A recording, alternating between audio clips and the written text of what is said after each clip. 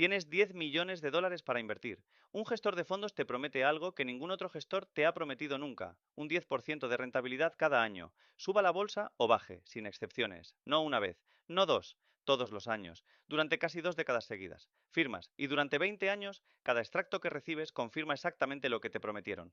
La cuenta crece, constante, sin un solo mal trimestre. Todavía no sabes que ese gestor no ha comprado ni una sola acción con tu dinero en todo ese tiempo. Y todavía no sabes que dentro de este vídeo vas a entender paso a paso cómo sostuvo esa mentira sin que nadie la parara, hasta que 64.800 millones de dólares desaparecieron de golpe. El hombre detrás de esa promesa se llama Bernard Madoff, y su historia no empieza como la de un estafador de poca monta. En 1960, con solo 22 años, funda su propia firma de inversión con 2.000 dólares que ha ahorrado trabajando de socorrista en la playa y regando jardines de vecinos, algo así como 21.000 dólares de hoy, y no se queda ahí. Se convierte en una figura real y respetada de Wall Street, pionero del trading electrónico, y llega a presidir el Nasdaq, el segundo mercado bursátil más grande del mundo, en varias ocasiones a comienzos de los años 90. Ese detalle importa más de lo que parece. Madoff no es un desconocido operando desde las sombras, es alguien que ha presidido, literalmente, la institución que se supone que vigila el fraude en los mercados. Esa legitimidad construida durante décadas es la herramienta más poderosa de todo lo que viene después, porque nadie sospecha de la propia autoridad, y esa legitimidad tiene, además, una sede física perfecta para esconder lo que viene. Su empresa ocupa varios pisos de un edificio en pleno Manhattan, y el negocio legítimo de compraventa de acciones, el que le da su reputación real en Wall Street, funciona en unas plantas, con decenas de empleados a la vista de cualquiera. Pero en el piso 17, separado del resto, un pequeño equipo gestiona en secreto lo que Madoff llama su negocio de asesoría de inversión, al que casi nadie de la empresa tiene acceso. Ahí es donde se fabrica todo. Y para que la mentira suene técnica y verosímil, Madoff le pone nombre a una estrategia inventada. La llama conversión de opciones de compraventa. Y consiste, en teoría, en comprar una cesta de las mayores acciones del mercado y cubrirse con opciones para limitar cualquier pérdida. Suena exactamente a lo que un experto de Wall Street diría. La única pega es que nunca se ejecuta de verdad. Antes de seguir con la historia real, vamos a entender la mecánica con algo simple, porque una vez que la ves clara, todo lo demás encaja solo. Imagina un cubo con un agujero pequeño en el fondo. Mientras metas agua nueva en el cubo más rápido de lo que se escapa por ese agujero, el cubo parece lleno para siempre, incluso eterno. El día que dejes de meter agua nueva, o que alguien meta la mano y saque mucha de golpe, el agujero gana y el cubo se vacía en minutos. Eso, exactamente eso, es un esquema Ponzi. El agua nueva es el dinero de los inversores que entran hoy. El agujero es el dinero que sale como supuestas ganancias para los inversores que ya estaban dentro desde antes. Y lo importante, no hay ninguna inversión real detrás de nada de esto. El dinero nunca sale del cubo para generar más dinero en ningún mercado. Solo se mueve de una mano a otra, y a cada uno se le convence de que ese movimiento es, en realidad, una ganancia. La idea contada así es sencilla. Lo difícil, lo que Madoff resolvió mejor que nadie en la historia financiera, es sostenerla durante casi 20 años sin que nadie la note desde fuera. El primer paso de cómo lo consigue es reclutar, y lo hace al revés de cómo esperarías. Madoff no se anuncia, no busca clientes de forma agresiva, no promete rentabilidades escandalosas. Cultiva la exclusividad. Rechaza inversores. Hace que entrar en su fondo parezca un club cerrado al que solo accedes si alguien de dentro te recomienda personalmente. Y recluta primero dentro de su propia comunidad. Clubes de campo judíos de Florida y Nueva York. Organizaciones benéficas, círculos sociales donde la confianza ya existe mucho antes de que nadie hable de dinero. Entre sus víctimas terminan fundaciones benéficas completas, universidades y la propia fundación del Premio Nobel de la Paz Elie Wiesel. Y la rentabilidad que promete no es escandalosa, ronda un 10-12% anual constante, casi sin variación pase lo que pase en el mercado. Esa moderación es, paradójicamente, lo que la hace creíble.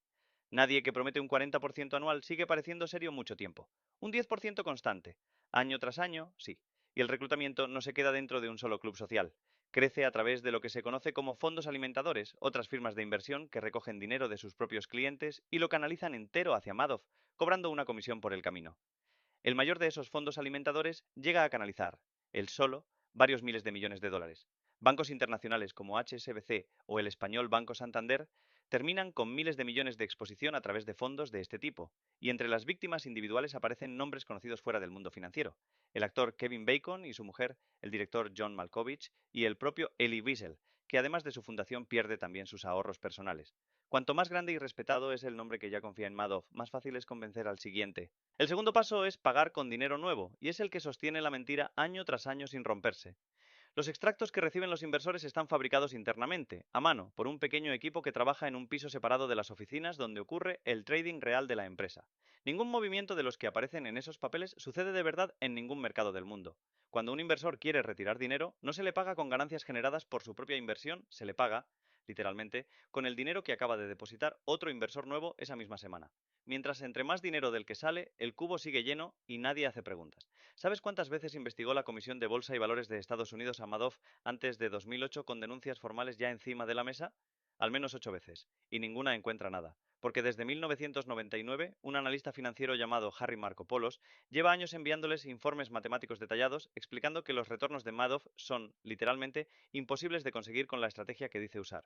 En 2005 le manda un informe de casi 30 páginas con un título que no tiene ninguna ironía. El mayor fondo de inversión del mundo es un fraude. Lo archivan. El tercer paso, el que ningún esquema Ponzi puede evitar para siempre, es el colapso. Todo el sistema necesita que el flujo de dinero nuevo nunca se detenga, y en 2008 se detiene de golpe. La crisis financiera global golpea a todos sus inversores a la vez, necesitan liquidez para sus propios problemas, y piden retirar en masa. Solo en la primera semana de diciembre de 2008 llegan solicitudes de retiro por 7.000 millones de dólares. 7.000 millones de dólares en una sola semana es más de lo que factura en un año entero toda una cadena de supermercados internacional. No hay cubo, por grande que sea, que aguante un agujero así.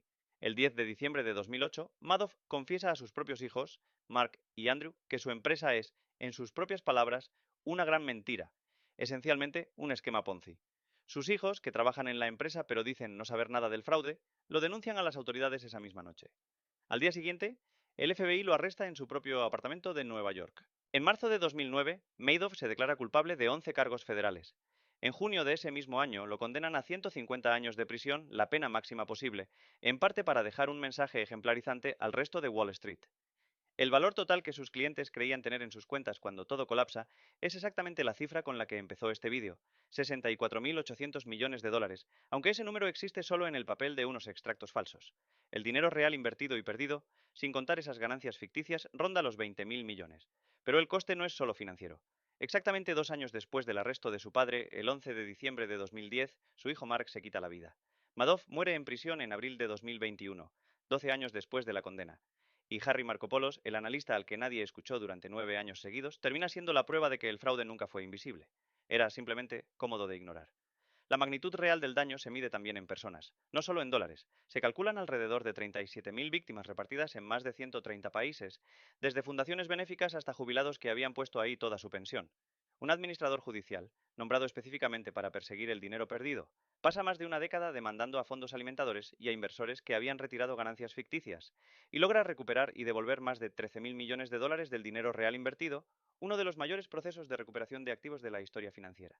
Ruth, la esposa de Madoff, nunca es acusada formalmente, pero termina entregando casi todo su patrimonio en un acuerdo con las autoridades, después de que se descubre que retiró varios millones de las cuentas de la empresa justo antes de que el fraude se hiciera público. Si ya has visto algún short sobre este tema, aquí tienes la explicación completa.